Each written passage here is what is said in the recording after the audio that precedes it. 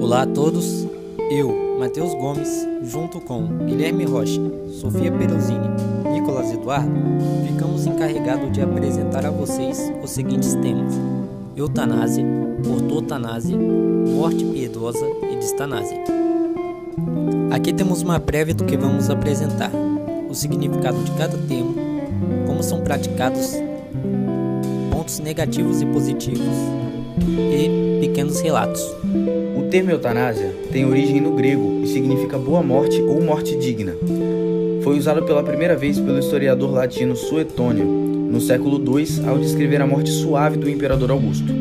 Certa vez disse Suetônio: a morte que o destino lhe concedeu foi suave, tal qual sempre desejara, pois todas as vezes que ouvia dizer que alguém morrerá rápido e sem dor, desejava para si e para os seus igual eutanásia. Séculos depois, Francis Bacon, em 1623, utilizou eutanásia em sua história Vitae et Mortis como sendo o tratamento adequado às doenças incuráveis, como disse ele. De outro modo, o suicídio assistido ocorre quando uma pessoa solicita o auxílio de outra para morrer, caso não seja capaz de tornar fato sua disposição. Neste último, o enfermo está, a princípio, consciente, enquanto na eutanásia, nem sempre o doente encontra-se cônscio, por exemplo, na situação em que o paciente encontra-se em estado terminal, pendendo entre a vida e a morte. Nesse ponto, percebemos que quando falamos de eutanásia e de suicídio assistido, falamos da abreviação da vida, mas esse processo não se dá da mesma forma em todos os casos. Uma distinção que podemos fazer é da eutanásia em eutanásia ativa, passiva e eutanásia de duplo efeito. Eutanásia ativa é o ato deliberado de provocar a morte sem sofrimento do paciente. Por exemplo, quando há a utilização de uma injeção letal. Eutanásia passiva é quando a morte ocorre por omissão em se iniciar uma ação médica que garantiria a sobrevida. Por exemplo, deixar de acoplar um paciente em insuficiência respiratória ao ventilador artificial.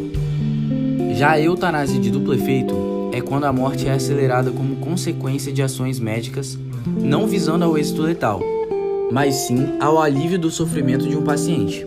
Por exemplo, com a administração de um benzodiazepínico para minimizar a ansiedade e a angústia, gerando secundariamente depressão respiratória e óbito.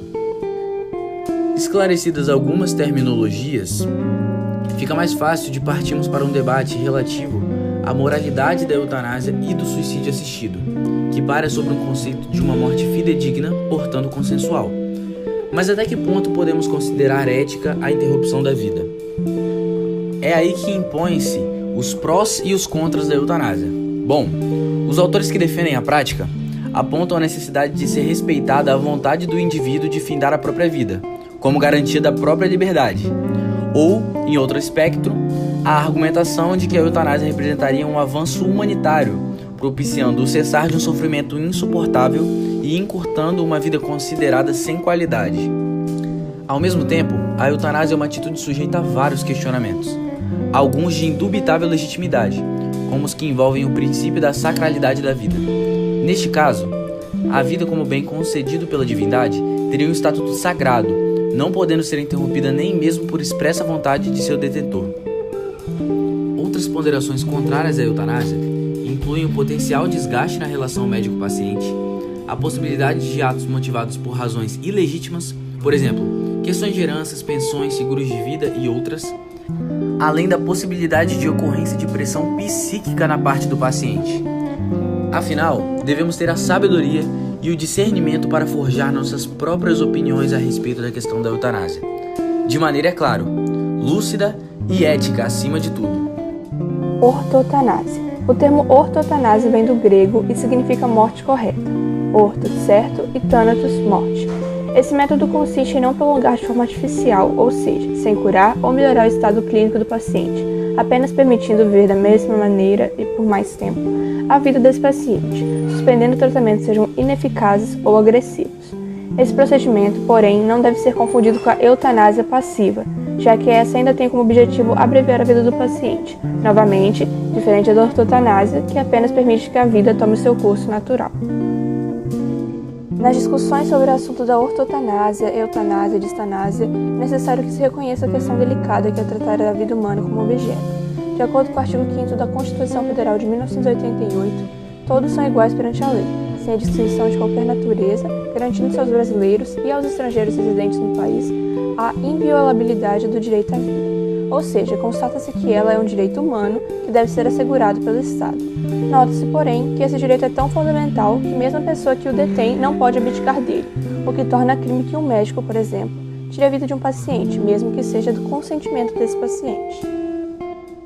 A ortotanásia, por outro lado, não possui intenção de ofender o direito humano à vida. Pelo contrário, busca trazer a dignidade para a sua morte. Ela, nesse caso, já é tida como inevitável, mesmo já tendo usado os tratamentos que poderiam ter sido relevantes. Prolongar a sua vida, nesse caso, como se aplicaria na prática da distanásia, seria também prolongar o seu sofrimento. Portanto, embora essa prática seja considerada conduta atípica em relação ao Código Penal, já que não há determinação de aplicação de pena para esses casos, ela se abriga nos princípios da Constituição, inclusive por conta de sua atipicidade, que a torna menos conhecida por parte da população, já teve a regulamentação da sua prática impedida por liminar requerida pelo Ministério Público Federal. Além dos aspectos jurídicos que envolvem a questão da ortotanásia, vale lembrar também da relevância do entendimento religioso sobre o assunto, visto que organizações de cunho religioso possuem forte relevância na sociedade por influenciar aqueles que a seguem na formação de seus princípios morais. Deste modo, diferentes religiões têm os seus preceitos em relação ao conceito de morte com dignidade. Para o budismo, a morte é uma transição e não apenas o fim da vida. Portanto, reconhece que as pessoas possuem o direito de determinar como elas deveriam fazer essa passagem, já que a parte mais importante desse processo é assegurar a paz e a harmonia da mente consigo mesmo. Para o judaísmo, é necessário que se prolongue a duração da vida humana, mas não o seu sofrimento e agonia. Desse modo, se for comprovado que o paciente está sofrendo e que possa falecer em 3 dias, pode suspender o tratamento não analgésico e interromper o uso de manobras reanimatórias. A dignidade à vida é justificada no livro sagrado dos judeus, a Torá. Todo aquele cuja existência se tornou miserável está autorizado a abster-se de fazer algo para prolongá-lo. Já para o islamismo, temos que o Código Islâmico da Ética Médica, que traz a necessidade do juramento que o médico deve, sobre quaisquer estágios e circunstâncias, proteger a vida humana, libertando-a da morte, doença, dor e ansiedade. Desse modo, subentende-se que a permissão da ortotanásia como combate à dor e ansiedade, porém não admite a eutanásia ativa e o suicídio. Por causa do cristianismo, neste caso, abordou-se apenas a visão do catolicismo, se permite que o paciente renuncie aos tratamentos que são inúteis e que apenas prolongue sua vida de modo que ela lhe traga algum sofrimento. Assim, a Igreja Católica condena restritamente apenas a eutanásia e a distanásia. Distanásia é uma palavra de origem grega, assim como as outras, e de forma bem grosseira significa afastamento da morte.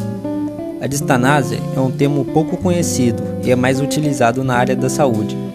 De forma simplista, podemos dizer que a distanásia é um procedimento reverso da eutanásia. O que é a distanásia na prática? Bom, a prática da distanásia busca prolongar através de meios artificiais e desproporcionais a vida de um paciente em um quadro irreversível. Como é um assunto delicado e até mesmo polêmico, existem uma diversidade de opiniões sobre esse processo. Estudos revelam que a grande diferença entre cultura, religião, leis e pensamentos são responsáveis pelas opiniões divergirem. Durante a pesquisa, percebi que a maioria das opiniões tratam a distanásia de forma negativa, já que os pacientes que passam por esse processo já não têm mais chance de cura, restando apenas sofrimento e dor, tanto para o paciente como para os familiares. O lado positivo da distanásia é a permanência do paciente em vida, mas isso tem um preço. Muitas das vezes preferem passar por esse processo por medo da morte ou por despreparo de lidar com ela. Na imagem temos relatos de alguns profissionais que lidam com pacientes no quadro irreversível. Eles contam como são suas experiências tanto com os pacientes como familiares do mesmo. Com isso, concluímos que esses 3 temas não são tão simples de ser debatido. Isso requer conhecimento, estudo, analisar todos os pontos de vista e assim criarmos nossa própria opinião. Agradecemos pela atenção e até a próxima.